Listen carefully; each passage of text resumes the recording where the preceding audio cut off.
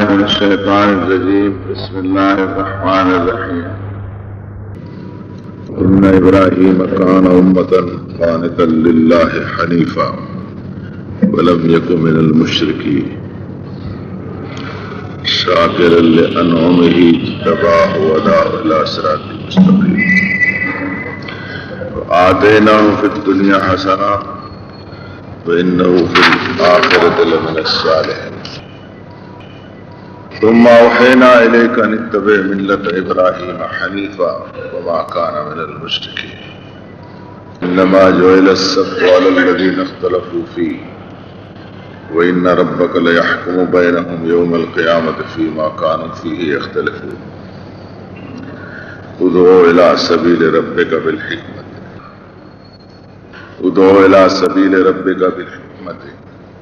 والموعظة الحسنة وجادلهم بالتي هي أحسن. إن ربك هو أعلم بمن ضل عن سبيله وهو أعلم بالمهتدين. وإن عاقبتم فعاقبوا بمثل ما عوقبتم ولئن صبرتم لهو خير للصابرين. واصبر وما صبرك إلا بالله ولا تحزن عليهم ولا تكن في ضيق مما يمكرون. إن الله مع الذين اتقوا والذين هم محسنون. صدق الله مولانا العظيم وصدق رسوله. سورۃ النحل کا 16واں اور آخری رکوع، آیات کا تسلسل 120 سے 128 تک. بلا شبہ ابراہیم خود ہی ایک جماعت تھے، اللہ کے پورے تابع فرمان اور حنیف تھے. مشرکین میں سے وہ کبھی بھی نہیں رہے. اللہ کے ایک ایک انعام کے وہ شکر گزار تھے. اللہ نے انہیں پسند فرمایا اور ان کا انتخاب کر لیا. اس سیدھے راستے کی طرف انہیں ہدایت عطا فرمائی. اور ہم نے دنیا میں بھی انہیں اپنی اچھی نعمتوں سے نوازا، اور آخرت میں تو وہ ان لوگوں میں شامل ہوں گے جو نہایت ہی صالح اور نیک بن کر آئے ہوں. پھر اے محمد صلی اللہ علیہ وسلم، ہم نے آپ کی طرف بھی وحی کر دی کہ ملت ابراہیم کی پیروی اختیار کرو جو حنیف تھے، مشرکین میں سے نہ تھے. یہ جو سبت یا نہ سنیچر کی بات تھی، یہ صرف ان لوگوں پر لاگو کی گئی تھی جنہوں نے اس میں اختلاف ڈالا. بلا شبہ تمہارا پروردگار فیصلہ فرماوے گا قیامت کے دن ان تمام باتوں میں جن میں اختلاف کرتے تھے.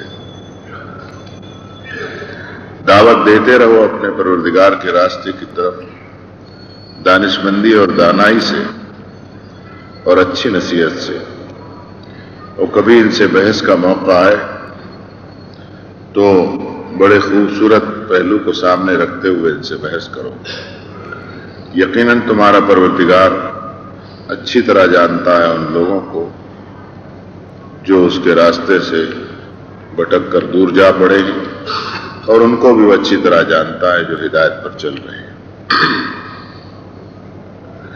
اور اگر کبھی بدلہ لینے کا موقع آئے تو بس بدلہ اتنا ہی لے سکتے ہو جتنا تمہیں ستایا گیا ہے. اور اگر صبر کر کے ٹال جاؤ بات کو تو یہ بہت بہتر ہے ان لوگوں کے لیے جو صابرین ہیں. اور صبر ہی کرو، تو تمہارا صبر صرف اللہ ہی کے لیے ہونا چاہیے. ان پر غم نہ کرو، اور یہ جو چالیں چل رہے ہیں اس میں اپنے دل کو تنگ بھی نہ ہونے دو. یقیناً اللہ تعالیٰ ان لوگوں کے ساتھ ہے جو اس کا تقوی اختیار کرتے ہیں، اور ان لوگوں کے ساتھ ہے جو نیکی کی روش پر چلتے رہتے ہیں. سورہ نحل کا یہ آخری رکوع بڑا ہی جامع ہے. قرآن شریف کا ہر رکوع ہر آیت جامع اور مفصل ہے. آپ یہ اپنے خادم سے کئی بار سن چکے ہیں.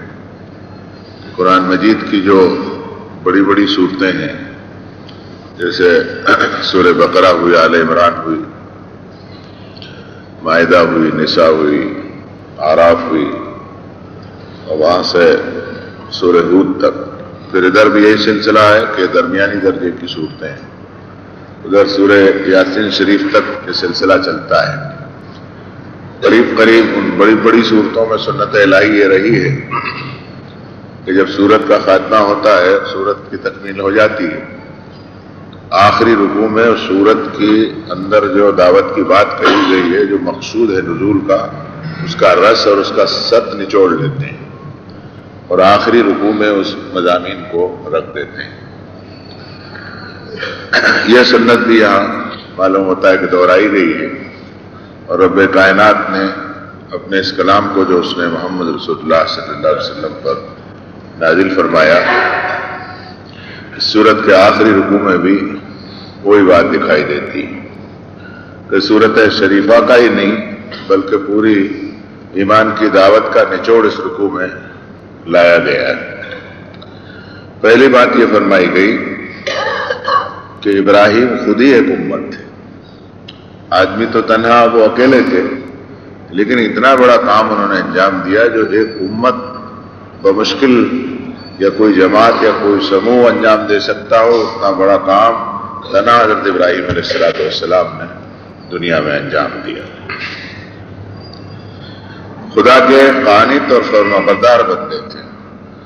آدمی کے اندر تنہا کسی آدمی میں کسی امت کی طاقت کا پیدا ہو جانے کے لیے اس میں خدا کا لحاظ، خدا کا تقوی اور اللہ کا خوف ہونا ضروری ہے. مادی قوتیں تو اپنے اپنے وقت پر اپنا رنگ دکھاتی ہیں، لیکن اس میں کبھی کبھی یہ ہوتا ہے کہ اللہ نے مادی طاقتوں کے اندر سے قوت کو چھین لینے کا فیصلہ کیا ہو تو پھر وہ مادی قوتیں نفع نہیں دے سکتی. لیکن جس میں اللہ کا لحاظ ہو، جس میں اللہ کی محبت ہو، جس میں اللہ کی طاقت کام کر رہی ہو، جس میں اللہ کی تابع فرمانی کا عنصر ہو، اس کی ناکامی کا کبھی کوئی سوال پیدا نہیں. ہاں، دائی امتحان کی منزلوں سے گزرتا ہے اور اس کو سارے پرچے بھرنے پڑتے ہیں. جس پرچوں کے بھرنے کے لیے پہاڑوں نے، زمین اور آسمانوں نے سب نے انکار کر دیا تھا کہ ہم سے یہ نہ ہو سکے گا. قرآن مجید میں یہ آیت اس بات کا اشارہ کرتی ہے کہ اللہ تعالیٰ نے حضرت ابراہیم علیہ السلام سے وہ کام لیا جو کسی ایک بڑی امت کا کام ہونا چاہیے. اور حضرت ابراہیم سے جگہ جگہ انہیں کچھ ایسا پیار معلوم ہوتا ہے کہ کہیں تو یہ فرمایا کہ واتخذ اللہ ابراہیم خلیلا، اللہ نے ابراہیم کو اپنا خلیل بنایا. یہاں فرماتے ہیں کہ قانتا للہ حنیفا ولم یک من المشرکین، قانت تھے، تابع فرمان تھے اور حنیف تھے اور مشرکین میں سے نہ تھے. یہ ملت ابراہیمی جو ہے یہ حنفیہ ہے، اور اس کے بارے میں قرآن مجید میں جگہ جگہ ہم کو بیانات ملتے ہیں. اس میں ایک بیان جو ہے وہ اہل ایمان کو سامنے رکھتے ہوئے دیا گیا ہے. فرمایا حنفاء للہ غیر مشرکین بھی ومن یشرک باللہ فکأنما خر من السماء فتخطفه الطیر اور تہوی به الريح فی مکان صحیح، کہ سب مل کر یکسو ہو جاؤ، حنیف ہو جاؤ. وہاں حنفاء کا لفظ استعمال کیا. ایک آدمی ہوگا تو حنیف ہوگا، ملت اگر ہو جائے گی تو وہ حنفاء کی ہو جائے گی. فرمایا حنفاء للہ غیر مشرکین بھی، اللہ کے لیے حنیف ہو جاؤ. اور حنیف لغت میں اس کو کہتے ہیں کہ ناک کی سیدھ پر بالکل ایک ہی رخ پر چلے، کبھی رخ بدلے ہی. اس کی مثال ہمارے مولانا علیہ صاحب نے ایک تقریر میں بڑی اچھی تھی. انہوں نے کہا قبلہ نما جو ہوتا ہے اس کا ایک ہی کام ہوتا ہے، وہ قبلے کی سمت بتا دے. تو اس ملت کے عالم علماء، اس کے سیاسی لیڈر، اس کے مدرسین اور اس کے جو واعظین ہیں اور اس کے حفاظ ہیں اور اس ملت کے جو امام ہیں، ان سب کا رخ قبلہ رخ ہونا چاہیے، تب وہ ملت حنفیہ کہلائے. اس میں سے کوئی طبقہ بھی اپنی اگر حنفیت سے ہٹ جاتا ہے تو بڑا فساد برپا ہو. تو رب نے فرمایا کہ حنفاء للہ غیر مشرکین بھی، اللہ کے لیے حنیف ہو جاؤ اور اس کے ساتھ کسی کو کسی حال میں بھی کبھی بھی شریک قرار نہ. سارا جھگڑا ہی شرک کا ہے. وہ پتہ نہیں اس ملت کو کیا ہوا کہ اسی پرانے مرے مردے کو سڑے ہوئے اور گلے ہوئے شرک کو پھر کسی طرح کپڑے میں لپیٹ کر یہ لے ہی آئی ہے. اسی لیے علماء کرام کو اور دینی خداموں کو اپنی 75% انرجی اس کے لیے اب بھی صرف کریں، ورنہ اس کی کوئی ضرورت نہیں تھی کہ ایک ملت حنفیہ کے لیے اس کے اندر جو دائی کھڑے ہوں ان کا آپ اتنا ٹائم ویسٹ کر دیں، اتنا ان کا وقت خراب کر دیں کہ اپنی طاقت کا 75% حصہ وہ اندرونی اصلاح کے لیے ضائع کر ڈالیں. یہ بڑی حرمہ نصیبی کی اور بد نصیبی کی بات ہے. بجائے اس کے کہ یہ انرجی تو ان کی خرچ کفر پر ہونی چاہیے تھی اور ان وادیوں میں انہوں نے نشانہ لگانا چاہیے تھا جہاں سے وہ ملت ابراہیمی کے لیے افراد لے آئے. اس کے بدلے آپ نے اس ملت کے لوگوں نے اس جھمیلے میں ڈال دیا کہ بیچارے یہیں بیٹھے بیٹھے کوریدتے رہے اور یہی لوگوں کی اصلاح کے اندر اپنا وقت لگا دیا. ان کو تو ان کا اجر اللہ تعالیٰ کے یہاں مل ہی جائے گا، جو اندرونی اصلاح کریں گے ان کو اجر مل جائے گا، لیکن میں سمجھتا ہوں خدا کے یہاں ملت پکڑی جائے کہ تمہاری احساس اور تمہارا ریکنسٹرکشن اگر ہونا چاہیے کسی ملت کا تو اس کی بنیاد ہم نے جو رکھی تھی وہ تو توحید پر تھی. یہ شرک تم کہاں سے لے کے آئے؟ اچھا آپ کے پہلے بھی 2 سے زیادہ ہے، لیکن میں کم سے کم 2 اس لیے کہتا ہوں کہ قرآن مجید میں ایک یہود کا تذکرہ ہے اور ایک نصارہ کا تذکرہ ہے. یہ بھی اپنے آپ کو ملت ابراہیمی کا کہتے ہیں، بلکہ حد اور انتہا یہ تھی کہ بعض رسومات کی پابندیوں پر انہوں نے جو اپنا ڈھانچہ بنا لیا تھا اپنی ملت کا اور اپنے دین کا، اس میں حضرت ابراہیم علیہ السلام کو اپنا پیشوا بناتے تھے. جیسے آج ہمارا حال ہے کہ ہم کسی بدعت کو اور کسی ایسی غلط چیز کو جس کا کتاب و سنت کے اندر کہیں پتہ نہ ہو، پہلے تو اس کو ایجاد کر لیتے ہیں، اور جب وہ ایجاد ہو جاتی ہے تو اس کو گھسیٹتے اور مارا ماری کرتے. پھر علماء منع بھی کرتے ہیں، جو خدا کے نیک بندے وہ منع کرتے ہیں، لیکن ہوتے ہوتے 100-200 سال کے بعد میں جب اس کا پتلا کھڑا ہو جاتا ہے تو وہ آپ کے اندر اپنا مقام پیدا کر لیتا ہے. پھر بجائے اس کے کہ اس کو نکال باہر کیا جائے، اس میں لوگ کیا کرتے ہیں کچھ چالو قسم کے کہ کتاب و سنت سے دلیل لا کے اس غلط چیز کو برحق ثابت کر یہ حق ہے. ایسی مشکل پیش آتی ہے کہ اس کی مثال ہم کو ملت یہود میں مل سکتی ہے اور نصارہ میں مل سکتی ہے. چنانچہ 2 علمی لطیفے جو قرآن مجید نے بیان کیے وہ اگر سامنے آ جائیں تو ہم سمجھتے ہیں کہ اس آیت کے بارے میں جو بات یعنی میرے دل میں ہے، جو اس کو میں کہنا چاہتا ہوں وہ یہ ہے کہ انہوں نے کچھ چیزیں ایجاد کر لی تھی اور اس میں وہ کہتے تھے کہ حضرت ابراہیم کا یہی طریقہ تھا. تو اللہ تعالیٰ نے فرمایا کہ ما کان ابراہیم یہودی ولا نصرانی ولکن کان حنیفا مسلما، کہ ابراہیم تو یہودی بھی نہیں تھے نصرانی بھی نہیں تھے، وہ تو حنیف تھے اور مسلم تھے، اور تم یہودی اور غیر مسلم ہو، خدا کے نافرمان. دوسرا اس نے ایک دکھتی رکھ کو پکڑا کہ وہاں انزلت التوراۃ والانجیل الا من بعد فلا تعقلون، یعنی بالکل ایسی مار ماری ان کو کہ بے موت مر گئے ان کے عالم بھی. فرمایا کہ تورات اور انجیل جو اتاری گئی ہے وہ تو ابراہیم کے بعد اتاری گئی ہے. اب تورات اور انجیل کی تشریح و تعبیر میں اور اس کی شرح میں بگاڑ کے بعد جو تمہارا ڈھانچہ بنا ہے اس کی جوابداری ابراہیم پر کیسے آ سکتی؟ آپ سمجھ رہے ہیں اس کو؟ اب اس کی 2-4 موٹی مثالیں یا 10-20 موٹی مثالیں دی جا سکتی ہے. اس میں پہلی مثال تو یہ ہے جو محرم میں آپ اس ملک کے اندر کرتے ہیں، جس طرح کی کربلائیں تیار کرتے ہیں. جو حسین تو کہیں نہیں رہتا، کربلا برابر رہتی ہے، ہر جگہ کربلا موجود ہے، حسین کہیں نہیں. ان کربلاؤں میں جو ڈھونگ دھتورا آپ نے کیا صدیوں اس ملک کے اندر، تعزیے اور خرافات اور سواریاں، پتہ نہیں کتاب و سنت سے کہیں نہ کہیں دلیل لائی ہوگی. بے دلیل مسلمان کہیں کام کرتا ہے، میں مانتا ہوں اس چیز کو کہ بھائی دلیل لائی ہوگی، لیکن کیا کوئی عقل مند آدمی کہہ سکتا ہے کہ رسول اللہ صلی اللہ علیہ وسلم سے ان رسموں کی کوئی سند ملتی؟ قرآن شریف میں حدیث شریف. تو آپ نے 1000 برس تک کیسے گھسیٹا اس محرم؟ یہ کوئی پوچھے آپ سے، یعنی اگر جاپان کے لوگ ایمان کو قبول کریں اور آپ پر مقدمہ دائر کریں کہ 1000 برس سے جو محرم گھسیٹتے تھے آپ اور اس ملک میں تماشے دکھاتے تھے ڈولکی کے ساتھ میں، تو یہ کیا دلیل تھی آپ کے پاس؟ اور اگر یہ نہ پوچھے تو کیا رب کائنات نہیں پوچھے گا آپ سے کہ میں نے اپنے نبی کو اس لیے بھیجا تھا کہ تم یہ کام؟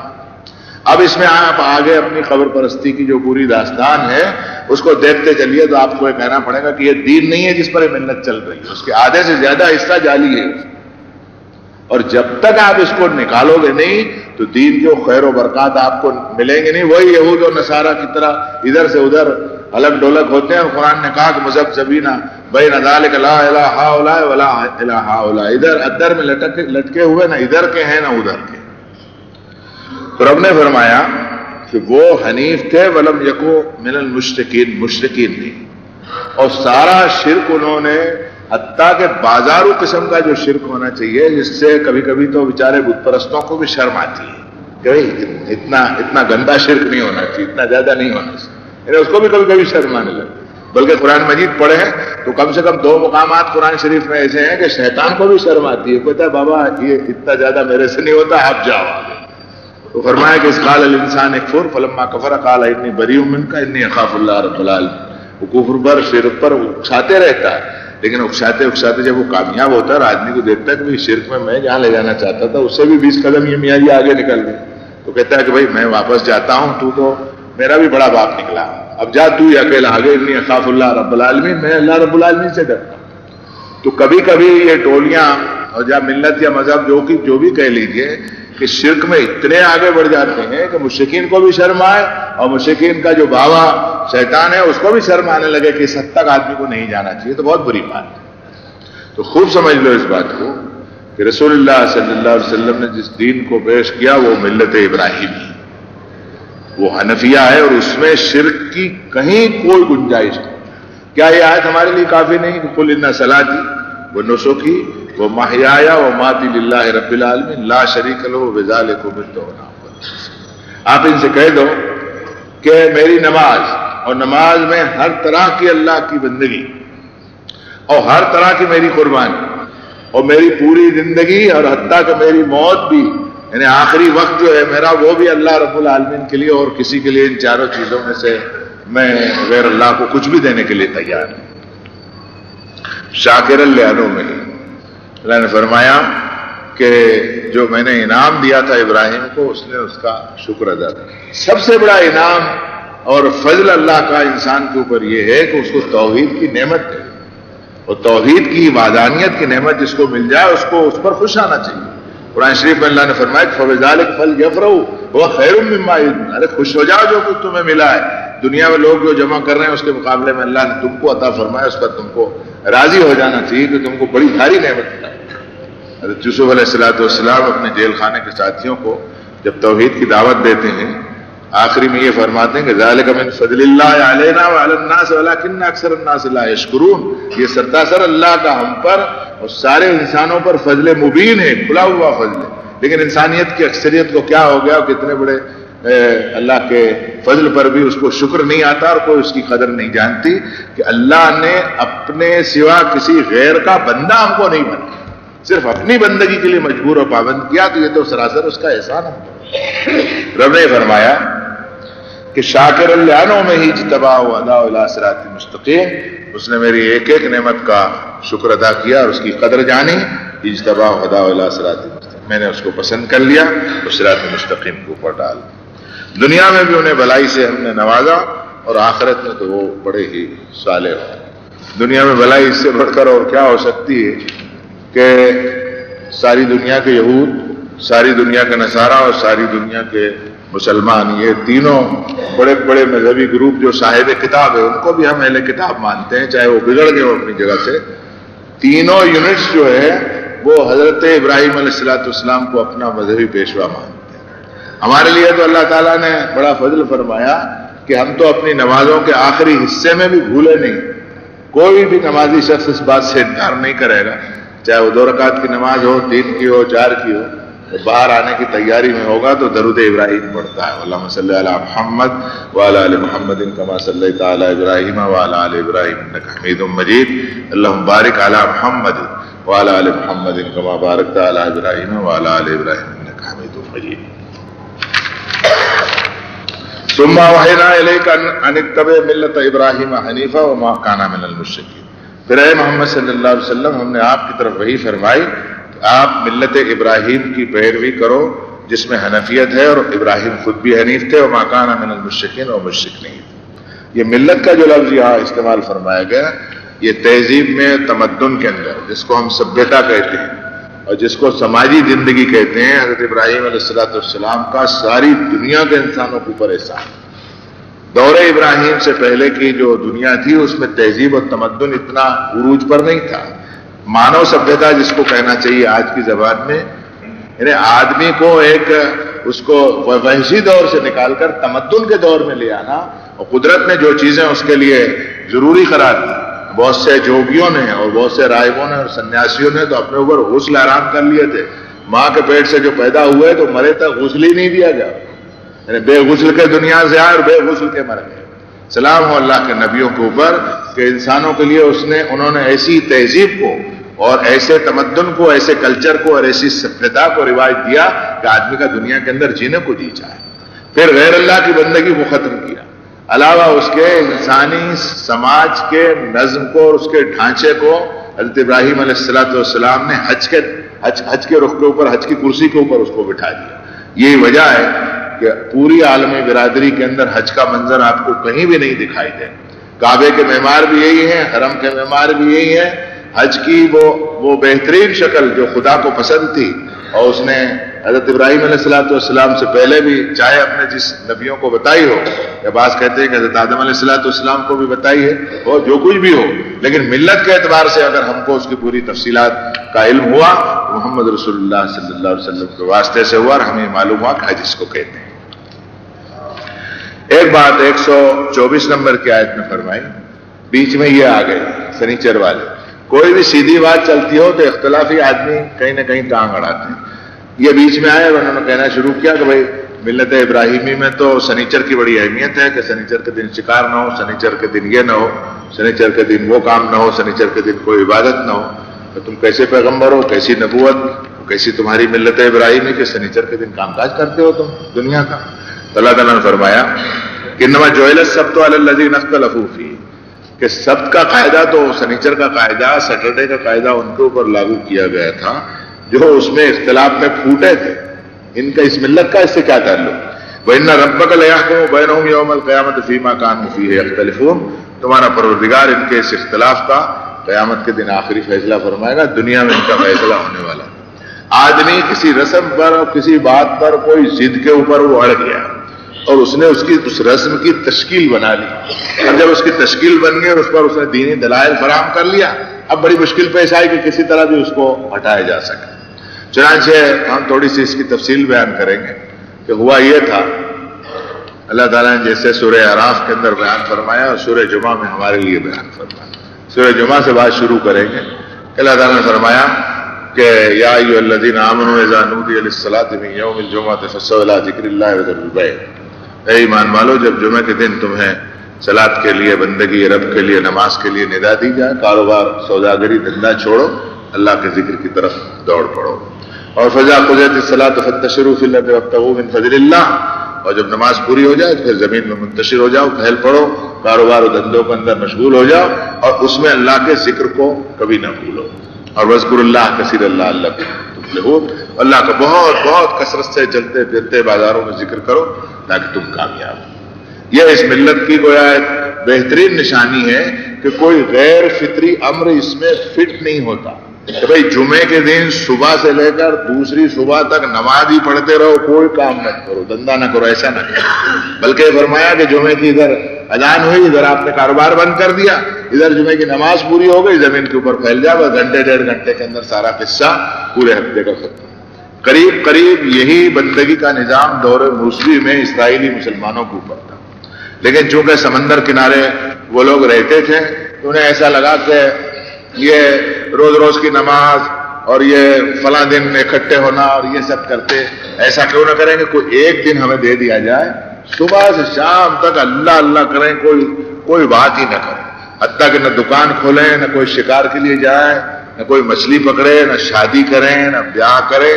اور بعض نے تو کہا کہ بھائی ہم عورت کے پاس بھی نہیں جائیں گے، اگر آپ ہفتے میں ایک دن ہم پر لگا لو تو باقی 6 دن ہم کو چھٹی کرو، ہم اللہ کا نام لیں نہ لیں، نماز پڑھے نہیں پڑھے، کچھ بھی کریں جو سمجھ لیں. یہ غیر فطری چیز ہے. اب ان کا شدید تقاضا یہ تھا کہ کسی طرح ان کی بات مان لی جائے. حضرت موسیٰ علیہ السلام نے فرمایا بات ماننے کے قابل نہیں ہے اور یہ غیر فطری چیز ہے تو مت مان. انہوں نے بہت زور لگایا کہ صاحب ہم سے ایک دن ہفتے میں عبادت کرا لیجیے اور باقی ہم کو چھٹی کیجیے. تھوڑی سی یہ جو بندش ہے اتنی یہ ہم کو ڈھیلی کیجیے، اور ایک دن میں تو ہم ایسا کر کے بتا دیں گے کہ بس 24 گھنٹے کے لیے ایک دم رائے وہ سنیاسی بن جائے گا، بالکل بے گناہ صاحب۔ اب قرآن یہ نہیں بتاتا کہ ان کی ضد کی اور کیا تفصیلات تھی، لیکن معلوم یہ ہوا کہ جب انہوں نے خود ہی اپنے آپ کے لیے مانگا تو اللہ تعالیٰ نے ان کو سنیچر کا دن دے دیا کہ لو سنیچر، اور تم اب جیسے کہتے تھے ویسے ہی بات کرو۔ آدمی اگر اپنی مرضی سے خدا سے عبادت کا طریقہ مانگنے لگے تو فیل ہو جائے گا، اس لیے کہ اس نے انسان کو پیدا کیا، وہ انسان کی کمزوریوں کو جانتا ہے، وہ جو طرز بندگی بتائے گا اسی میں انسان کی خیر ہے، نہ کہ انسان مطالبہ کرے کہ ہم کو یہ بتاؤ وہ بتاؤ، اس طریقے سے ہم کریں۔ اب لاگو ہو گیا ان کے اوپر سنیچر۔ خدا کا معاملہ ایسا ہے کہ جو شخص 2 قدم آگے بڑھ کے خدا سے بات کرنے کی کوشش کرتا ہے خدا اس کو پسند نہیں کرتا اور پھر اس کو آزمائش میں ڈالتا ہے۔ یہ 2 قدم آگے بڑھے، ہوا یہ کہ قرآن مجید نے کہا کہ ان پر اس بستی کا قصہ، اس آبادیوں کا قصہ بیان کرو جو کانت حاضرۃ البحر، جو سمندر کے کنارے کنارے بستیاں آباد تھی، اور ان کا جو مین بزنس تھا، پیشہ تھا، وہ ماہی گیری کا تھا، مچھلیوں کو پکڑنا۔ اور مچھلیوں کا کاروبار کوئی معمولی کاروبار نہیں۔ آج بھی آپ صرف اور کہیں نہیں تو بمبئی میں کرافٹ مارکیٹ میں چلے جائیے، ایک گھنٹے کے اندر کروڑوں روپے کے سودے ہوتے ہیں۔ پورے ملک کے اندر مچھلیوں کا ایسی بیگنے اور ٹرکیں بھر کے، حتیٰ کہ ہوائی جہاز بھر کے جانے لگتے ہیں۔ آدمی کو ایسا لگتا ہے کہ اللہ پاک 1-4 پیسے بھی ٹیکس نہیں لیتے آپ، اس سمندر سے اتنی مچھلیاں ان کو ملتی ہے، گورنمنٹ تو لیتی ہے، وہ کیسے چھوڑے گی؟ یہ تو بھکاریوں کا سموہ ہے، ان کا تو پیٹ ہی نہیں بھرے گا جب تک وہ مخلوق کے اوپر لگائے۔ لیکن اس مالک کائنات کا یہ دستور ہے اس رب کا کہ کچھ لیتے نہیں ہے۔ ان کا کہ لا نسلک رزقا نحن نرزقک، کھانا ہم تم سے نہیں مانگیں، کھانا تو ہم تم کو دیں گے، ہم نے تم کو اپنی بندگی کے لیے پیدا کیا، اس بندگی کا۔ اب ہوا یہ کہ اور دن میں مچھلیاں کم آنے لگی، اور جب ان کا روزہ رہتا تھا سنیچر کے دن اس دیکھتے تھے کہ مچھلیاں منہ پھاڑے اوپر کو آدھی دکھ رہی ہے۔ کب تک آدمی اپنا روزہ پکڑ کے رکھے گا مجھے بتائیے؟ ہوتے انہوں نے کچھ دن تو چلا ہوگا، اپنے تقوی کو کبھی کبھی آدمی گھسیٹتا ہے، جیسے بعض لوگ ہمارے ہیں انہوں نے شادی ترک کر دی، اور کسی نے کہا کہ عمر بھر شادی نہیں کی۔ ہم نے کہا بھائی عمر بھر شادی نہیں کی تو کوئی کمال نہیں کیا، اس لیے کہ رسول اللہ کی زندگی میں تو ہے ہی نہیں۔ حضور نے تو فرمایا کہ نکاح من سنتی، نکاح میری سنت میں۔ کوئی شخص یہ کہے کہ میں نے عمر بھر شادی نہیں کی تو کمال تھوڑی کر کے بتایا، وہ تو نقص ہے، اس خلاف سنت ہے۔ کسی اور وجہ سے شادی نہیں کی تو دوسری بات ہے، ضرورت نہیں تھی، اس کے لیے ہمارا کچھ کہنا نہیں۔ لیکن کوئی یہ کہا کہ بڑے کمال کا بات ہے، ہم کہیں کمال یہ نہیں۔ سب سے بڑے کمال کا نشان رسول اللہ کی زندگی، جو چیز رسول اللہ کی زندگی بھی نہیں ہے وہ کمال کی بات نہیں۔ اب انہوں نے یہ کیا کہ دیکھا انہوں نے کہ مچھلیاں ایک دم آ رہی ہیں، کب تک آدمی برداشت کرے گا؟ نہیں، عورت کی ضرورت ہے، نکاح کر نہیں رہا، اور اس کے بعد میں اپنا تقویٰ ڈھکیل رہا ہے، کسی دن ایسا ہو جائے گا کہ وہ حرام خوری کی طرف جائے گا، اس کی نیت جائے گی۔ قرآن نے اس کا اشارہ دیا کہ رہبانیت ابتدعوها ما كتبنا عليهم الا ابتغاء رضوان اللہ۔ انہوں نے رہبانیت کو، گوشہ گیری کو، ترک دنیا کو، سنیاسی پن کو ایجاد کیا۔ ہم نے تو لکھا نہیں تھا، ہم نے تو کچھ کہا نہیں تھا۔ اپنے طور پر جب کرنا شروع کیا، طاقت ان کی جسم کی چلی نہیں، اور جیسی اس کی رعایت کرنی چاہیے، نگہداشت کرنی چاہیے، نگہداشت کر نہیں سکے، وہ بگڑ گئے۔ ان کا بھی حال یہی۔ اب دیکھا انہوں نے کہ بھائی 6 دن جو مچھلی آتی ہے وہ بالکل اتنی دکھائی نہیں دیتی، لیکن سنیچر کے دن اگر مچھلی پکڑ لیں تو پورے ہفتے کا خرچ نکل جائے۔ چھوٹے بڑے ویپاری ماہی گیر جو تھے اس میں 2-4 نے ہاتھ مار ہی دیا۔ پہلے شروع میں ایسے ہی ہوتا ہے، 2-4 آدمی کر لیتے ہیں۔ ترک سلاد کا جو آپ کے یہاں بیماری شروع ہوئی ملت میں، 2-4 آدمیوں نماز چڑھنا پوری ملت تھوڑی چھوڑ، 2-4 نے چھوڑا، پھر کوئی کچھ نہیں بولتا تو 10 نے چھوڑا، پھر اور کوئی کچھ نہیں بولے تو 20-25 نے بولا، پھر نہیں تو آدھا شہر ہی بے نمازی ہو۔ لیکن شروع سے اگر سمجھدار لوگ اس کو پکڑنا شروع کریں بات بگڑتی نہیں۔ وہاں شروع سے پکڑنا لوگوں نے شروع کیا، کہا اے ہم وقت بے ایمان شرم نہیں آتی، آج سنیچر کا دن ہے، ہم نے خود ہی اللہ کے پیغمبر سے کہا تھا کہ ہم سنیچر کے دن یہ کام نہ کریں گے، کیا کر رہے؟ منع کیا۔ انہوں نے کہا بھائی کیا کرے، 6 دن سے بالکل بھوکے، ایک مچھلی نہیں آئی، دکان میں پیسے کا مال نہیں، اور یہ بڑی بڑی مچھلی، آدھے ٹن کی مچھلی چھوڑ کیسے تھے؟ میں سنیچر کو کیا اتوار کے دن ڈبل نماز پڑھ لوں۔ اب بات وہی آئی، پھر بات وہی ہے۔ اب اس میں 3 پارٹیاں ہوں۔ ایک پارٹی نے منع کرنا شروع کیا کہ بھائیو مت کرو، بھائیو مت کرو، یہ خود اپنے ہاتھ کی مصیبت ہوئی۔ اور دوسری پارٹی جو تھی اس کا ذکر کرتے ہوئے قرآن کہتا ہے کہ اس قالت طائفۃ منکم لم تعظون قوما اللہ مہلکہم او معذبہم عذابا شدیدا، بیچ کی ایک جماعت تھی، وہ کہنے لگے کہاں ہے، گھس گھس کرتے ہو، بیٹھے رہو گھر، جیسے ہمارے جیسے کچھ لوگ ہیں وہ کچھ کرتے رہتے ہیں کہ بھئی یہ قبر پرستی ٹھیک نہیں، تعزیہ پرستی ٹھیک نہیں. ابھی حیدرآباد میں گیا تو پنکھا شریف نکال دیا. اب کوئی تک ہے کیا؟ پنکھا کہیں شریف ہوتا؟ مدینہ شریف، مکہ شریف، قرآن شریف. اب پنکھا بھی شریف، ٹیبل شریف، کچھ بھی شریف، گمیلا شریف. بھی کوئی شریعت نہیں. کیا ہو گیا تم کو؟ کچھ سمجھ میں نہیں آتی. ہم نے وہاں مشائخ سے اور علماء سے کہا کہ آپ ان کا کان پکڑو ابھی سے، نہیں تو یہ پنکھا بھوت بن کے گھر پہ بیٹھ جائے اور ہٹا ہی نہیں ہٹے گا. دیکھ لیں پنکھا لگائیں گے، ہاتھ پھیرائیں گے، 2-4 عورتوں کو حال آنے لگیں گے، بال بکھیر کے ناچنے لگیں گے. سب کا عقیدہ ادھر ہو چکا، مسجد میں بھی نہیں آئے. ابھی سے ان پنکھوں کو ماچس لگاؤ. آپ سڑک پہ ہولی لگاؤ، جب بھی پنکھے نکالیے، ادب سے نکالیے. ایسا نہیں سڑک پر پنکھے جمع کرو، اس کو ماچس لگاؤ، تب یہ چیز ختم ہو. تو ختم ہی نہیں ہوتی. انہوں نے منع کرنا شروع کیا، وہ گزا گزی شروع ہوئی. تو ایک جماعت جو بیچ والی تھی، انہوں نے کہا کہ لما تعظون قوما اللہ مہلکہم، اللہ تو ان کو ہلاک کرے گا، یہ تو خود بے ایمان ایسا کام کر. چھوڑو نا یار، کائے کو اس میں کٹ کٹ کر. ایک حیدرآباد میں ہم جن صاحب کے یہاں ٹھہرے تھے، بڑی محبت کی. کہنے لگے حاجی صاحب جا رہے تھے، انہوں نے کائے کو اتنی محنت کرتے ہو، اتنے سفر، 10 دن کے دورے. ہم نے کہا بھائی اپنا بچا ہو جائے گا، اس لیے مجھے معلوم ہو گیا کہ ان کو اگر بولیں گے نہیں تو خدا کے آم پکڑے جائیں، اور جب عذاب آ جائے گا تو تیری بلڈنگ محفوظ نہیں رہے گی. تو سمجھ لینا ہوا ایسے. دنیا کے اندر پوری لائن آپ تپاس لیں اس قسم کی، تو آپ کو ایسا لگے گا کہ بالکل ایسے ہی ہوا جیسے قرآن شریف میں اللہ تعالیٰ نے فرمایا. تو انہوں نے کہا کیوں منع کرتے ہو، جانے دو ان کو، خود ہی مریں گے، کم وقت بھگتیں گے، اللہ عذاب دے گا ان کو.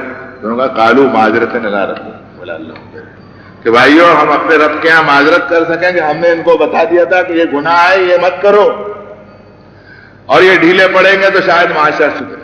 اور اسی بات کو حدیث شریف میں رسول اللہ صلی اللہ علیہ وسلم نے فرمایا کہ کوئی شخص تم میں سے برائی کو دیکھے فوراً منع کرے، اس کو ٹوکے، روکے، اس کے لیے طاقت کا استعمال کرنے لگے. یعنی اس کو بالکل اس کے رخ کو بدل دے، ہینڈل پکڑ لے، اس کا اسٹیئرنگ پکڑ لے، گاڑی کو آگے نہیں بڑھنے دے. پھر اتنی طاقت نہیں رکھتا تو دوسرے اسٹیج کے اندر اس کو منع کرے، اس کو ٹھیک نہیں ہے، اس کی برائی بیان کرے، اس کے نقائص بیان کرے. اور آخری درجے میں کچھ نہیں ہو سکتا ہے تو پھر زبان بھی کام نہیں دے رہی تو دل میں تو برا سمجھے. لیکن حدیث شریف میں حضور علیہ الصلوۃ والسلام نے فرمایا کہ ذالک ضعف من الایمان، ایمان کا سب سے ضعیف ترین حصہ ہے کہ کبھی بھی مار کھا سکتا ہے اور آدمی کا ایمان ضائع ہو جائے. یہ جو کچھ لوگ بالکل بیٹھے ہوئے ہیں، کچھ نہیں بولتے، شہر میں بھی جو کچھ ہو رہا ہے کچھ نہیں بولے، یہ بات برابر نہیں. ملت ابراہیمی والوں کے لیے، دین محمدی کے لیے، امت محمدیہ صلی اللہ علیہ وسلم کے لیے، قرآن والوں کے لیے، حدیث شریف والوں کے لیے بالکل مناسب نہیں. وہ برابر کہتے رہے، صحیح طریقے سے کہیں، ڈھنگ سے کہیں، سلیقے سے کہیں، منع کریں بھائیو برابر نہیں، برابر نہیں. اب ہوا یہ، قرآن نے کہا کہ جب ہمارا عذاب آیا تو انجینا الذین ینہون عن السوء واخذنا الذین ظلموا عذاب بئیس بما کانوا یکسبون. کہ جب ہمارا عذاب آیا تو صرف انہی لوگوں کو ہم نے نجات دی جو برائی سے منع کرتے تھے، اور پھر سارے ظالموں کو ایک ہی چکر کے اندر ہم نے پیس دیا. اب تمام مفسرین قریب قریب یہ کہتے ہیں، قریب قریب کیا بلکہ سب کے سب یہ کہتے ہیں کہ ایک تو ان کا تذکرہ ہے جو برائی سے منع کرتے تھے، وہ تو بچ گئے، اور ایک ان کا ذکر ہے جن کو فنا کیا گیا عذاب کے اندر. لیکن وہ جو کہتے تھے لما تعظون قوما اللہ مہلکہم، ان کا کہیں پتہ ہی نہیں ہے کہاں گئے. سارے مفسرین نے یہ کہا کہ وہ عذاب کے اندر وہ بھی گر گئے. خوب منع. تو آپ اچھی طرح سمجھ لو اس کو، کوئی برائی اٹھتی ہے ابتدا کے اندر، دو تین برائیاں اٹھ گئی. ایک تو پنکھا اٹھ گیا ساؤتھ یو پی میں نے دیکھا کہ جس طرح تعزیے نکلتے ہیں ویسے رسول اللہ کے روزے مبارک کا ڈیزائن شروع ہو گیا. اور اب جو میلاد کے جلوس آپ نے نکالنے شروع کر دیے، یہ ایک نئی چیز ہے، یہ خواہ کی ایک اپائی ہے. ابھی سے سمجھدار لوگ مل کر کے بیٹھیں کہ جلوس نکالنا پیغمبر کا طریقہ نہیں ہے، یہ تو سب کافروں کے طریقے ہیں. کافروں کے طریقے سے ہم کوئی چیز بھی، حتیٰ کہ اگر کافروں کے طریقے سے نماز بھی پڑھیں گے تو خدا کی قسم کھا کے کہتا ہوں کہ مقبول نہیں ہے. کافروں کا کوئی عبادت کا طریقہ ہو، جیسے قرآن شریف نے کہا کہ وما کان صلاتهم عند البیت الا مقام وتصدیہ، نماز کیا پڑھتے تھے؟ سیٹی بھی بجاتے تھے، تالی بھی بجاتے تھے. تو وہ تو نماز تھی ان کی. آپ ایسی نماز پڑھیے تو کیا خدا کی قسم کھا کے آپ نہیں کہہ سکتے کہ نماز مقبول نہیں ہو؟ اسی طرح میں کہتا ہوں کہ بالکل مقبول نہیں ہے. یہ جلوس نکالنے جو ہیں یہ کوئی سنت طریقہ نہیں ہے، رسول اللہ صلی اللہ علیہ وسلم کا طریقہ ہی نہیں. پیغمبر جلوس نہیں نکالتے، پیغمبر بات کرتے اپنی بات سمجھانے کے لیے کہ آپ بھی بیٹھو، ہم بھی بیٹھتے ہیں، بیٹھ کر کے ہم بات کریں ٹیبل ٹاک. اور پیغمبروں کی یہ بھی سنت ہے کہ قل قوموا للہ مثنی وفرادا ثم تتفکروا ما بصاحبکم من جنہ، دو دو چار چار ایک ایک دو دو آؤ کھڑے رہو، آپ بھی غور کرو ہم بھی غور کرتے ہیں، آپس میں بات چیت کر لیں گے، ہم جو کہہ رہے ہیں وہ صحیح ہے، تم وہ کہہ رہے ہیں وہ صحیح ہے، ہم تھوڑا سا سوچ لیں وچار کر لیں۔ یہ طریقہ ہے پیغمبر، زندہ باد اور مردہ باد اور جلوس نکال کر کے آپ دنیا میں بھلے ہی کوئی نام پیدا کر لے لیکن سنت طریقہ یہ ہے۔ اب جگہ جگہ کیا ہوگا کہ جوابی جلوس نکلنے شروع، انہوں نے نکالے، کہاں ارے بھائی ان کے پاس میں تو 300 کروڑ ہیں ایک لائن سے، اب آپ ایک پنکھا اور دو چار پنکھے کہاں نکالتے ہو؟ ایک لائن سے نکالنا شروع کر، روز 10 جلوس نکل، کیا کرتے رہیں گے آپ؟ کس نے کہا آپ سے؟ تو شروع میں جو چیزیں ہیں اگر ان کو بند کیا گیا اسی وقت میں تب تو خیریت ہے ورنہ خیریت۔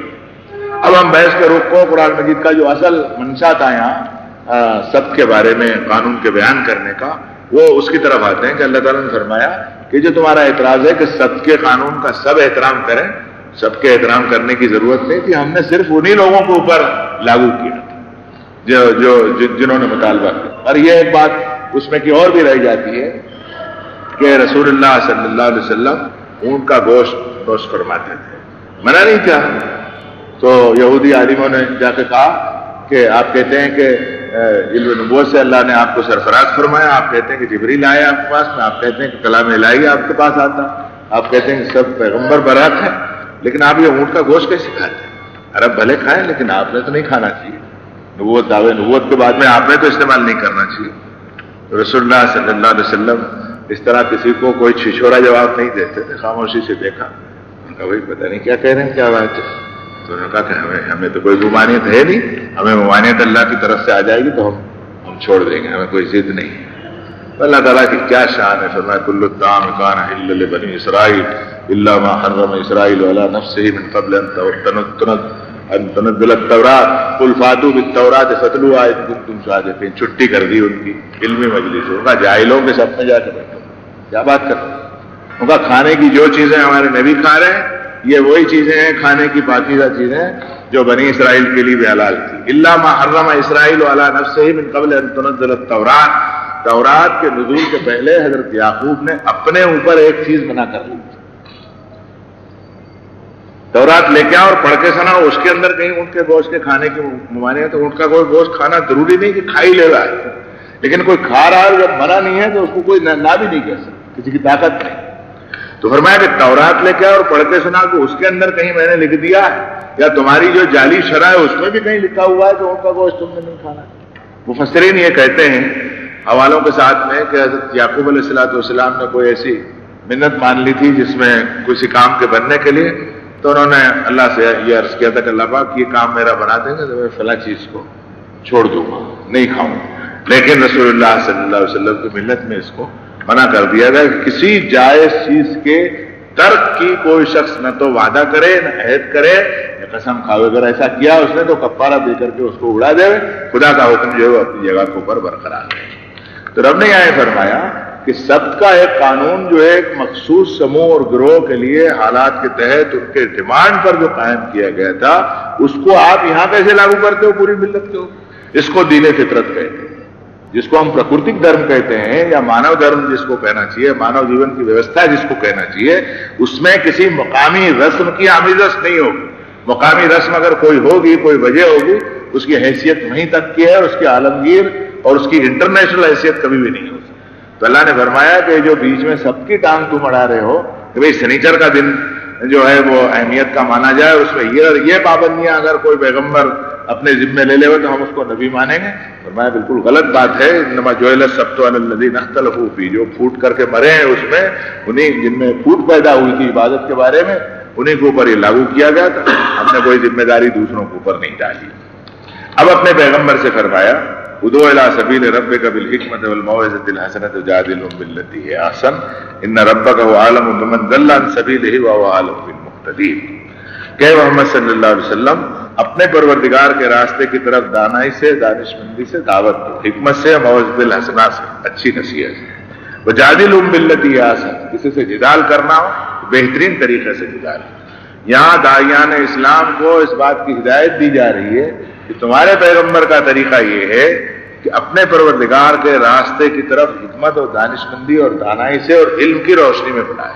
جیسے قرآن شریف میں اللہ تعالیٰ نے فرمایا کہ قل ھذہ سبیلی ادعو الی اللہ علی بصیرۃ انا ومن اتبعنی، آپ ان سے کہہ دو یہ میرا راستہ ہے، میں اللہ کی طرف بلاتا ہوں، میں اور میرے ساتھی، اور بصیرت کی اور علم کی بنیاد پر ہم بلاتے ہیں۔ کسی کو یہ نہیں کہتے کہ آنکھ بند کر کے اور عقل کو اور بدھی کو اور تجربے کو گھر چھوڑا اور ہماری بات مانا، ایسا ہم نہیں کہتے۔ ایک عالم نے بہت اچھی بات کہی کہ دوسرے مذاہب تو بغیر علم کے بھی ان کی گاڑی چل سکتی ہے، لیکن مذہب اسلام تو علم کے بغیر چل ہی نہیں سکتی۔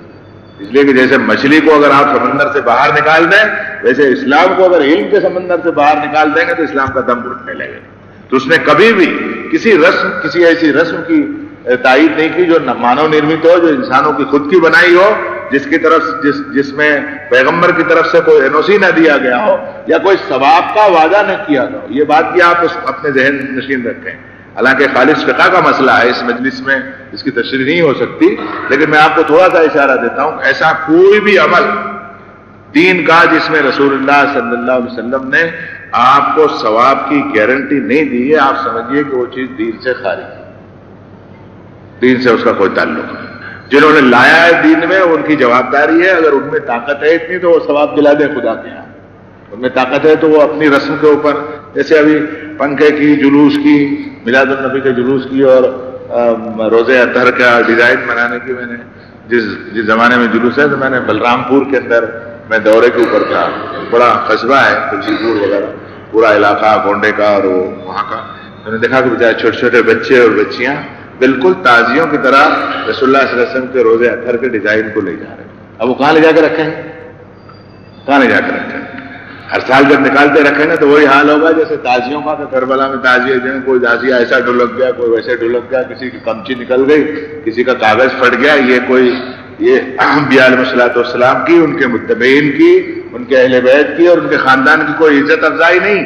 مشرکوں کو طریقے سے ہو سکتی ہے یہ، لیکن انبیاء علیہ الصلوۃ والسلام کے ماننے والے کبھی اس طریقے کو تسلیم نہیں کر سکتے۔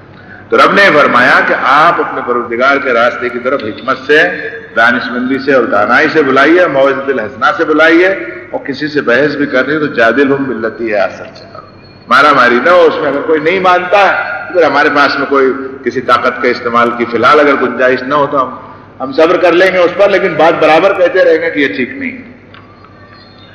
126 نمبر کی آیت میں ارشاد فرمایا کہ یہ جو کام کر رہے ہیں کہ جو لائنیں ہیں انبیاء علیہ الصلوۃ والسلام کی، اس میں سامنے والا طاقت کا استعمال کرتا ہے، کبھی مارتے ہیں، کبھی گھر سے بے گھر کرتے ہیں، کبھی ستاتے ہیں، کبھی گالیاں دیتے ہیں، کبھی الزامات لگاتے ہیں، اور دائی میں کبھی طاقت آ جاتی ہے تو پھر اس کو یاد بھی آتا ہے کہ یہ سب کچھ انہوں نے کیا تھا تو ان کے ساتھ میں بھی کچھ کرنا چاہیے۔ تو اس کو یہاں اللہ تعالیٰ نے واضح فرما دیا کہ وَإِنْ عَاقَبْتُمْ فَعَاقِبُوا بِمِثْلِ مَا عُوقِبْتُمْ بِهِ وَلَئِنْ صَبَرْتُمْ لَهُوَ خَيْرٌ لِّلصَّابِرِينَ۔ اگر بدلہ لینا ہو تو جتنا تمہیں ستایا گیا دین کے راستے میں اتنا ہی لے سکتے، اتنے کی اجازت ہے، دین فطرت ہے، لیکن وَلَئِنْ صَبَرْتُمْ لَهُوَ خَيْرٌ لِّلصَّابِرِينَ، اگر تم صبر کرو گے تو یہ بہتر۔ اس میں ایک بڑی لطیف بات فرمائی گئی کہ کیا کسی نے ستایا ہو تو کانٹے کے تول سے ممکن ہے کہ اتنا ہی بدلہ اس سے لیا جا سکے، تو آدمی کم پر راضی ہو جائے، لیکن مثل ما عوقبتم فرما کر یہ اشارہ دے دیا کہ آخری حد تک اتنا جا سکتے ہو کہ بالکل کانٹے کے تول پر اگر ایک اس نے کوئی پتھر مارا ہے تو اتنے ہی سائز کا پتھر مار دو گے تو کوئی عرض نہیں، لیکن سائز اگر پتھر کا بڑا ہو گیا اس میں تو تمہاری بات بگڑ جائے گی۔ بہتر یہ ہے کہ سماجی اصلاح کے لیے اور معاشرے کے اندر امن قائم کرنے کے لیے قصوروں کو عام معافی دی جائے، اور رسول اللہ اپنے دشمنوں سے کبھی بدلا نہیں، اور داعیان حق کے لیے بھی، چاہے قوموں سے مخاصمتیں ہوئی ہو، چاہے فسادات کہیں ہوئے ہو، کبھی کسی بے گناہ کے اوپر ہمارا ہاتھ نہ اٹھتے اور کبھی کسی قوم کے مقابلے میں ہمارا ہاتھ اس طرح نہ اٹھتے کہ ہم انصاف کے دامن کو چھوڑ۔ رسول اللہ صلی اللہ علیہ وسلم نے جب مکہ فتح کیا، حدیث شریف میں آتا کہ بڑے بڑے سورما رسیوں میں باندھے ہوئے کھڑے تھے، حضور کی سواری وہاں سے نکل رہی تھی، لوگ سمجھ رہے تھے کہ پتہ نہیں اس کے ساتھ کیا کیا ہو جائے، لیکن جو بہت زیادہ جن کو دشمنی میں بھی قرب حاصل تھا، کبھی کبھی آدمی کو ایسا ہوتا تو دشمنی میں بھی قرب حاصل ہو جائے، دشمنی میں بھی جن کو قرب حاصل تھا انہوں نے کہا کہ بھائی ہارے تو ہیں لیکن ان کے مزاج سے واقف ہیں، ہمارے ساتھ میں سلوک بھی اچھا ہی کرو، ایسا ان کا دل اندر سے کیا۔ جب پوچھا گیا کہ کیا حال ہوگا تو انہوں نے کہا کہ سارے کے سارے چھوڑ دیے جائیں گے، اور کیا ہوگا، لا تثریب علیکم اليوم، آج تم پر کوئی الزام نہیں۔ حتیٰ کہ ایک عورت کے بارے میں یہاں تک حدیث شریف میں آتا ہے کہ وہ کسی صحابی رسول کا جو رسول اللہ صلی اللہ علیہ وسلم کے رشتے کے بہت قریبی تعلق والے تھے، ان کا قتل کیا اس نے جنگ. اب قتل کرنے کی حد تک بھی یہ ایک بات ہوتی تو کوئی کہی جا سکتی تھی کہ انہوں نے بھی قتل کیا انہوں نے بھی قتل کیا, لیکن اس نے سینہ چیرا اور اس میں سے اس لاش میں سے کلیجہ اور جو کچھ لیور جو ہوتا ہے اسے نکالا, اس کو چھری سے ٹکڑے کیے, اس کو دھاگے کے اندر کھرویا اور اس کا ہار بنا کے پہنی اور لاش پر کودی اٹھا. انہیں اپنا اس نے ایک بدلے کی یعنی اس کو کیا کہنا چاہیے, ایک پشوتا اور ایک یعنی حیوانیت کا انتہائی کہنا چاہیے مظاہرہ کیا اس نے, اتنا کیا. اور حضور صلی اللہ علیہ وسلم کو بڑی ناراضی تھی اس پر, بلکہ بعض روایتوں میں بھی آتا ہے کہ شاید حضور نے کچھ طے بھی کیا تھا کہ کوئی موقع آئے گا تو ہم انشاءاللہ اس کا بدلہ شریعت کے مطابق لیں. اور وہی عورت جب سامنے آئی تو کیا کر رہی ہے, کیا کرنا چاہیے, سزا موت تو دینی چاہیے. معلوم یہ ہوا کہ قرآن مجید کی آیت اتر چکی تھی اس وقت کہ یا ایھا النبی اذا جاءک المؤمنات یبایعنک علی اللہ یشرکن باللہ شیئا, کہ محمد صلی اللہ علیہ وسلم اگر مومن عورتیں تم سے بیعت کرنے کے لیے آئیں تو پہلی بیعت تم سے یہ لینی چاہیے کہ اللہ کے ساتھ وہ کسی کو کسی حال میں کبھی بھی شریک قرار نہیں دیں گے, اور وہ اسی باتیں آ رہے, چوری نہیں کریں گی, زنا نہیں کریں گی, قتل اولاد نہیں کریں گی, اور یہ سب وعدہ کر لیں. اور ولا یعصین کفی معروف میں وہ آپ کی نافرمانی نہیں کریں گی. وبایعهن واستغفر لهن اللہ, آپ ان سے بیعت لے لیجئے اور ان کے لیے اللہ کی بارگاہ میں مغفرت کی درخواست کیجیے. پڑھو اللہم صلی علی محمد. کہیں بھی جعلی پن یا ڈھونگی چیز یہاں نہیں دکھائی دی. اس پر ہمارے مولانا نے بڑا عجیب لطیفہ ایک بزرگ کا سنایا کہ خاتون کسی حضرت سے بیعت کرنے کے لیے آئے, وہ بھی 80-85 سال کے بوڑھے تھے اور وہ بھی 80-85 سال کی بڑی بھی تھی. تو انہوں نے کہا حضرت بیعت کے لیے آئی ہوں, 2-3 مرتبہ ٹال دیا. تو کہا ٹھیک ہے بیعت کر لیں گے. تو بالکل سامنے آ کے کھڑی ہو گئی, بیٹھ گئے. انہوں نے کہا کہ جس طرح آدمی سے بیعت کرتے ہیں ہم سے بیعت کریں گے, بیعت میں کیا ہوتا ہے توبہ کراتے ہیں. تو بیٹھ گئی آ کے. تو انہوں نے کہا کہ نہیں, وہ اٹھ کے چلے گئے. کہا کہ بڑی بھی پردہ کرو, اس طرح کوئی بیعت تھوڑی ہوتی, مسجد چھوڑ کر روانہ ہو. تو کہنے لگا حضرت ٹھہرو, آپ بھی بوڑھے میں بھی بوڑھی, اب اس میں کیا پردے کا سوال. تو بزرگ نے کہا کہ میں بھی بوڑھا آپ بھی بوڑھی, رسول اللہ کی شریعت جوان, رسول اللہ کی شریعت بوڑھی نہیں, وہ جوان ہی رہ گیا. تو کہنے لگے پھر پردے کو ووٹ میں آپ بیٹھیے, کچھ آدمی ہوں میں پھر میں بیعت کروں, آپ سے توبہ کراؤں. یہ طریقہ ہے جناب محمد. وہ جو چور قسم کے پیر ہیں جو پیسے ٹکے لے کے پروانے لکھ دیتے ہیں الٹے سیدھے راستے, تو انہوں نے سب بگاڑ لیا, سارے کام کو بگاڑ. ہر ہم یہ کر رہے تھے اس واقعے کی نسبت سے کہ بھیڑ میں وہ عورت بھی بیٹھی. تو اب انہوں نے کہا کہ یا رسول اللہ صلی اللہ علیہ وسلم خواتین بیعت کرنا چاہتی ہیں, حضور اجازت دیں. تو حضرت نے اجازت دے دی. کسی نے کہا کہ وہ خاتون بھی ہیں, غالباً ان کا نام ہندا تھا, ہمارا تاریخ پر کوئی اتنی پکڑ نہیں, ہمیں یاد نہیں رہا, لیکن یہی نام تھا. تو اب وہ بیعت کے الفاظ کسی نے کہا تو حضور کے قلب پر بھی اثر ہوا کہ اس میں یہ بھی ہیں, اب کیا کریں, اس کو نہ کہیں کہ تو تیری بیعت نہیں کریں. بیعت کے الفاظ جب دہرائے کہ ہاں بولو لا الہ الا اللہ محمد, تو پڑھ لیا اس نے, وہ کہ کلمہ شہادت وہ بھی پڑھ لیا. ہاں کہو اللہ کے ساتھ کبھی کسی حال میں شریک نہ کر. تو بیچاری عورتوں نے کہا ہاں اللہ کے ساتھ کسی حال میں بھی کسی کو ہم شریک کریں. تو بڑی بھی کیا کہ ہم نے تو کبھی شرک کیا ہی نہیں, ہم نے کبھی شرک نہیں. جیسے آپ نے قبروں کو سجدے بھی کر رہے بولتے شرک نہیں, کا توحید ہے. وہ بھی ایسے کہتے بھائی نیک لوگوں کو بت ہے, جا کے چڑھاوا وڑاوا کر لیا, ذرا سا کچھ کر لیا تو کوئی شرک ہوتا ہے. پھر جب رسول اللہ صلی اللہ علیہ وسلم یہ الفاظ دہراتے ہیں کہ ہاں بولو کہ چوری نہیں, کبھی چوری نہیں کیا. دوسری کہہ رہے ہیں چوری نہ کریں, ہاں کہ بولو یہ لفظ دوہراؤ کہ اولاد کو قتل نہ کریں. کتنا دل کو ہلا دینے والا جملہ ہے اس خاتون کا. اندر سے کہہ رہی ہے بال پوس کے بڑے ہم نے کیے تھے, تم نے کٹوا دیے جو نہیں. اب رسول اللہ صلی اللہ علیہ وسلم نے اس کے ساتھ کیا معاملہ کرنا چاہیے, کیا عرض کروں. سلام و محمد رسول اللہ صلی اللہ علیہ وسلم, اس کی بیعت کو بھی عرض کروں. دنیا میں امن کو قائم کرنے کے لیے بدلے کی بھاونا بالکل مفید نہیں ہے, کسی طرح بھی یہ بدلے کی بھاونا چلنے والی. یہ اللہ نے فرمایا کہ بدلہ اگر لینا ہی ہے تو اسی مطابق دینے کی اجازت ہے. ایک بات اور بھی یاد رکھیں کہ بدلہ صحیح دلانے کے اندر قانون تعاون کر سکتا ہے, سلطنت تعاون کر سکتی ہے, اس میں کوئی زیادہ عرض کی بات نہیں معلوم. لیکن پھر بھی اس نے کہا کہ ان النفس بالنفس والعین بالعین والانف بالانف, جان کے بدلے جان, ناک کے بدلے ناک, کان کے بدلے کان, دانت کے بدلے دانت, تک والجروح قصاص. شریف نے کہا کہ کسی نے زخم پہنچا تو اس کا بھی قصاص دلانے میں حرج نہیں. لیکن سلطنت اگر ہوگی تو برابر کو اتنا چیرا مارا ہے 5.5 انچ کا، چلو اتنا ہی چیرا اس کو مارو، مگر آپ اگر قانون کو ہاتھ میں لینے لگیں گے تو سوسائٹی کے اندر بگاڑ پیدا ہوگا۔ اس لیے فرمایا کہ عام معافی کا اگر اعلان ہوگا تو یہ زیادہ بہتر ہے، اور رسول اللہ صلی اللہ علیہ وسلم کی سنت ثابتہ کا، سنت مبارکہ کا جھکاؤ اسی طرح۔ میں آپ اہل ایمان سے کہنا چاہتا ہوں کہ ہمارے اندر کئی ناچاکیاں ہوتی ہیں، جماعتی ناخوشی کی بات ہو گئی، کوئی کاروبار کی ناخوشی کی بات ہو گئی، کوئی رشتہ داری کے اندر کوئی کٹاؤ پڑ گیا، کوئی اور مارا ماری مکان وغیرہ کے کبھی مسئلے کے بارے میں بھی مار پیٹ کرنے لگتے۔ اگر ایسا موقع آیا تو آدمی کسی کی جان پر ہاتھ نہیں ڈالے اور بدلے کی بھاونا سے کام نہ کرے کہ اتنا اس نے کیا تو میں بھی کروں گا، بات بگڑ جائے۔ فرمایا وَلَئِن صَبَرْتُمْ لَهُوَ خَيْرٌ لِّلصَّابِرِينَ، اگر صبر کرو گے تو صبر کرنے والوں کے لیے بہت بہتر ہے۔ وَاصْبِرْ وَمَا صَبْرُكَ إِلَّا بِاللَّهِ، صبر کرو، صبر تمہارا اللہ کے نام پر ہی ہو سکتا۔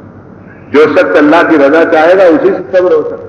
صبر کوئی معمولی چیز نہیں ہے، آپ ایسے کہیں صبر کرو کوئی کرتا نہیں، ہاتھ اٹھ ہی جاتا ہو، لیکن جہاں اللہ کے نام پر صبر ہو، خدا کو راضی کرنے کے لیے کسی نے اپنے حق کو چھوڑا، کسی نے اپنے جو اس کا نقصان جانی اور مالی ہوا اس کو معاف کر دیا، خدا کو چھوڑ دیا کہ اللہ تعالیٰ تو ہی بہتر مجھے اس کی جزا دینے والا ہے، میں اس کا بدلہ نہیں لینا چاہتا، تو یہ ہو سکتا ہے۔